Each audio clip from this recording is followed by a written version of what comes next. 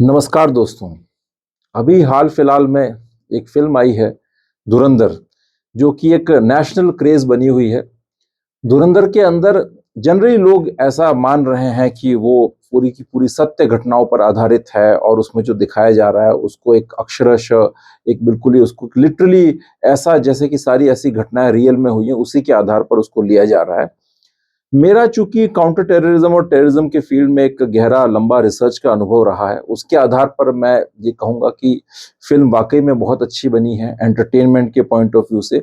और जहाँ तक सत्यता की बात है, तो वो कुछ घटनाओं को बेस बना करके जो है उसके आधार पर एक स्टोरी को उन्होंने क्रिएट किया है।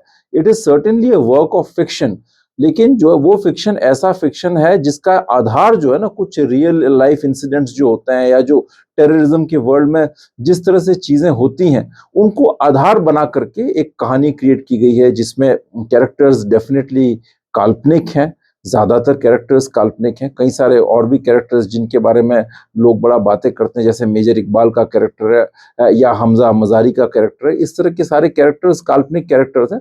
बट फिल्म ने कहीं ना कहीं एक बहस जरूर छेड़ दी है कि भारत का ये जो सबसे बड़ा टेररिज्म का जो चैलेंज है, ये दुनिया कैसी होती है और कैसे काम करती है।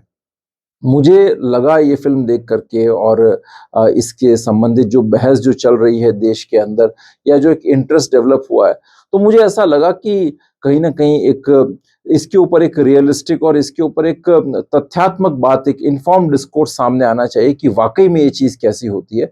चूँकि मेरा काम है टेररिज़्म के फ़ील्ड के अंदर और मैंने इस विषय पर लगभग-लगभग 4 किताबें लिखी हैं और मुझे काफ़ी ग्रासरूट्स लेवल पर काम करने का मौका मिला। कई सारे टेररिस्ट जो मास्टरमाइंड्स हैं उनसे मिलने का, उनसे बात करने का, उनके साथ वक्त बिताने का मौका मिला। कई सारे इंटेलिजेंस के जो प्रोफेशनल्स हैं उनके साथ बात करने का मौका मिला और जो कश्मीर का जो टेरर लैंडस्केप है उसको तो इनसाइड आउट देखने का, उसके जो इंटरनेशनल डायमेंशंस और ऑफशूट्स हैं उनको मिला करके एक बड़ा गहरा अनुभव प्राप्त हुआ।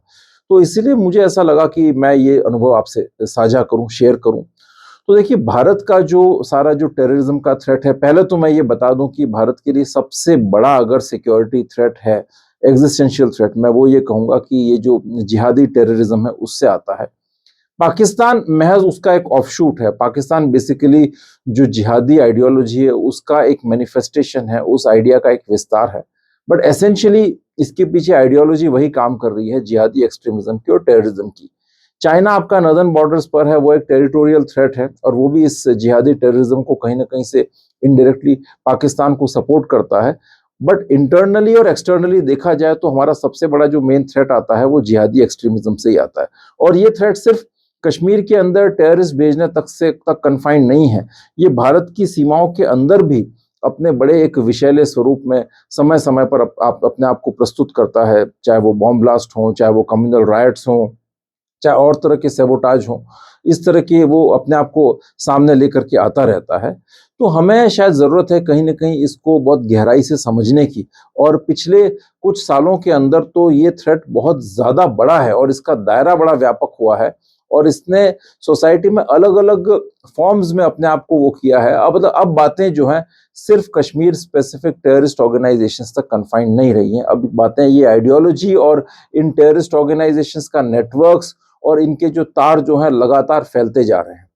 अब इसी परिप्रेक्ष्य में हम बात करेंगे भारत के लिए जो सबसे बड़े पाकिस्तान समर्थित मेन जो टेररिस्ट ऑर्गेनाइजेशंस हैं, वो हैं लश्कर ए तैयबा, हिजबुल मुजाहिदीन और जैश ए मोहम्मद। हम शुरुआत करते हैं इस यात्रा की जैश ए मोहम्मद से। जैश ए मोहम्मद एक बहुत ही सबसे लीथल टेररिस्ट ऑर्गेनाइजेशन भारत के लिए साबित हुआ है आज तक। और इस ऑर्गेनाइजेशन की खासियत ये है कि 2 बार ये ऑर्गेनाइजेशन भारत और पाकिस्तान को फुल फ्लेजेड वॉर की कगार पर लेकर के आ गया है। सबसे पहले 2001 में जब पार्लियामेंट अटैक हुआ तब, और उसके बाद 2019 में पुलवामा फिदाइन अटैक के बाद। तो कहीं ना कहीं इस ऑर्गेनाइजेशन को जानना जरूरी है कि ये ऑर्गेनाइजेशन क्या है। वैसे अगर देखें तो 1979 के अंदर शुरुआत हुई। पाकिस्तान के जो देवबंदी टेररिस्ट ग्रुप्स हैं उनकी 1979 में शुरुआत होती है। मैंने शब्द देवबंदी इसलिए काम लिया क्योंकि पाकिस्तान के अंदर देवबंदी तबका इस्लाम का एक बड़ा प्रोमिनेंट तबका, वहाँ पर एक सेक्ट है और वो एक बड़े लिटरलिस्ट और फंडामेंटलिस्ट किस्म की, एक एक्सट्रीमिस्ट किस्म की आइडियोलॉजी में बिलीव करता है। वो हालांकि पाकिस्तान में जो देवबंदी हैं उनका भारत के देवबंदियों से एक अलगाव बहुत समय पहले हो चुका था, लेकिन फिर भी जो बेसिक जो इश्यूज हैं, बेसिक जो बिलीफ्स हैं, उनमें समानताएं और उनके अंदर कॉमनैलिटी अभी भी एग्जिस्ट करती है। मगर यहाँ पर हम बात करेंगे पाकिस्तान के देवबंद की।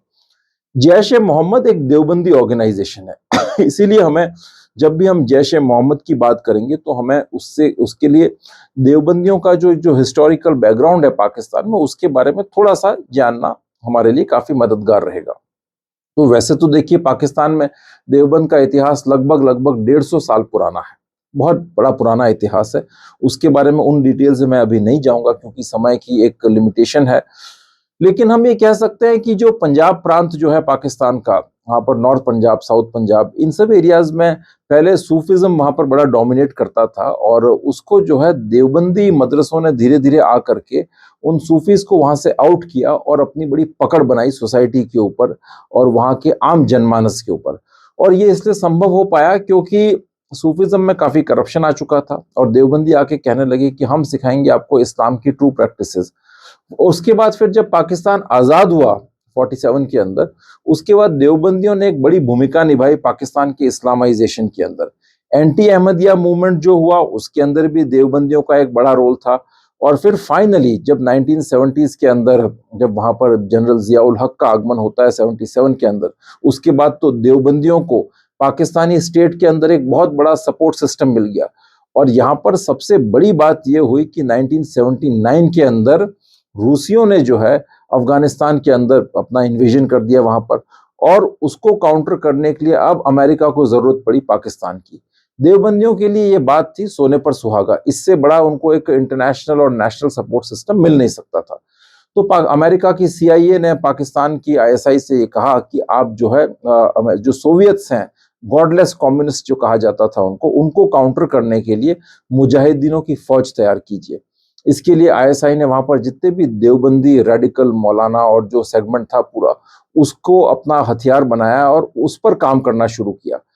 इनके कई सारे मदरसे थे और वो मदरसे बड़े रेडिकल सेमिनरीज हैं जिनके अंदर एक्सट्रीमिस्ट इस्लाम और बड़ा एक वायलेंस सिखाया जाता है और उस तरह की चीज़ों को ब्रीड किया जाता है।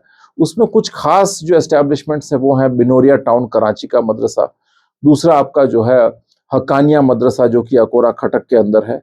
तो ये जो शुरुआत जो होती है वो बिनोरिया टाउन कराची, वहाँ की मौत से शुरुआत होती है।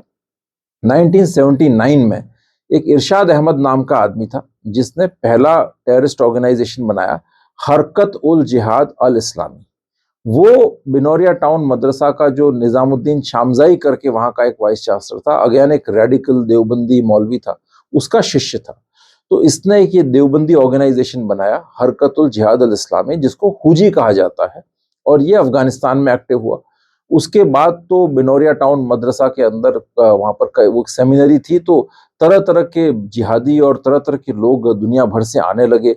इधर से जो है इन सारे मुजाहिदीनों को सऊदी फंडिंग मिलने लगी, इनको अमेरिका की तरफ से फंडिंग मिलने लगी, पाकिस्तान का सपोर्ट मिलने लगा इनको, और पाकिस्तान के जो गुरिल्ला वॉरफेयर और जो जिहाद के जो वेटरन्स थे, कर्नल इमाम हो गए, हामिद गुल हो गए, वो जो है इस मिशन में बड़े लगे हुए थे, बड़ी मुस्तैदी के साथ में, और ये सारा सिलसिला चल रहा था।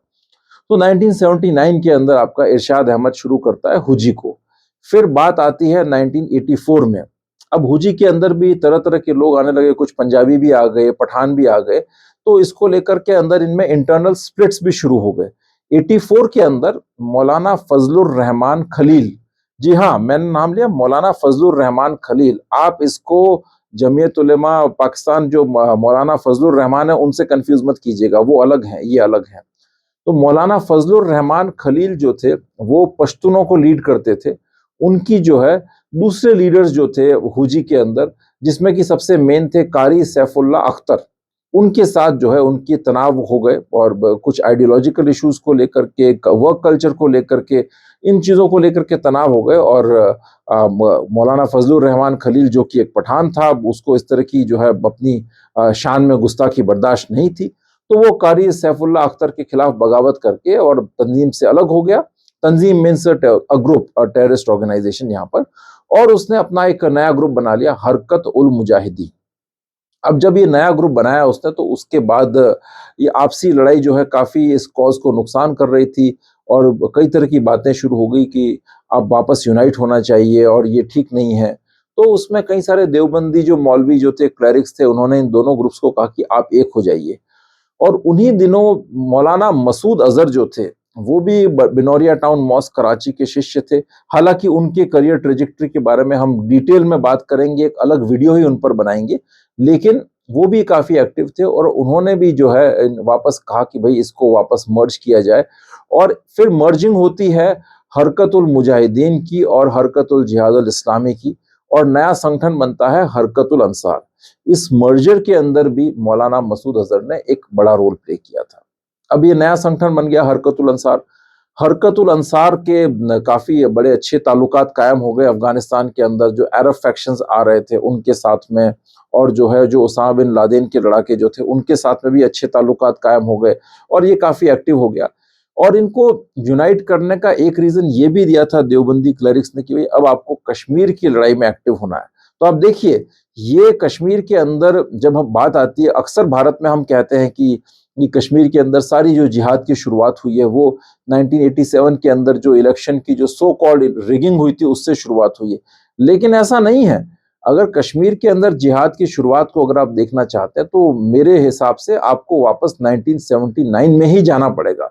और इस बात का जिक्र मैंने मेरी जो सबसे जो लेटेस्ट जो किताब आई है रिसेंट, जिहाद game inside Pakistan dark war, जिसको जगरनॉट ने पब्लिश किया है, उसमें मैंने इसका जिक्र किया है कि कश्मीर जिहाद की शुरुआत 1987 में नहीं, उसकी असल शुरुआत वैसे तो उससे भी पहले हम जा सकते हैं, बट मोटे मोटे तौर पर 1979 का जो ईयर है वो बड़ा इंपॉर्टेंट ईयर है, और उस बारे में भी हम कभी फिर डिटेल में बात करेंगे। लेकिन ये मर्जर इनका हो जाता है। उसके बाद फिर जो है आगे बात आती है कि आगे इसको क्या किया जाए। तो जब मौलाना मसूद अजहर जो है कश्मीर में आया, तो वो कश्मीर में आया ही उस उद्देश्य से था, क्योंकि बाहर तो देखिए हरकतुल अंसार बन चुका था, हुजी और हरकतुल मुजाहिदीन के बीच में मर्जर हो चुका था। लेकिन कश्मीर में जो इनके जो फैक्शंस एक्टिव थे, किसके? हुजी के और हरकतुल मुजाहिदीन के, उनके बीच में कोई खास बातचीत और तारतम्य था नहीं। अब बाहर इनके बीच में चूंकि वापस यूनिफिकेशन हो चुका था, तो कश्मीर में इनके ऑपरेशन सफर कर रहे थे और इनको लेकर काफी क्लैशेस हो रहे थे। बात इतनी बढ़ गई थी कि कुछ वायलेंट क्लैशेस भी सामने आए थे। तो मौलाना मसूद अजहर को कश्मीर भेजा गया कि आप कश्मीर जाइए और जाकर के दोनों ग्रुप्स के बीच में सुलह करवाइए।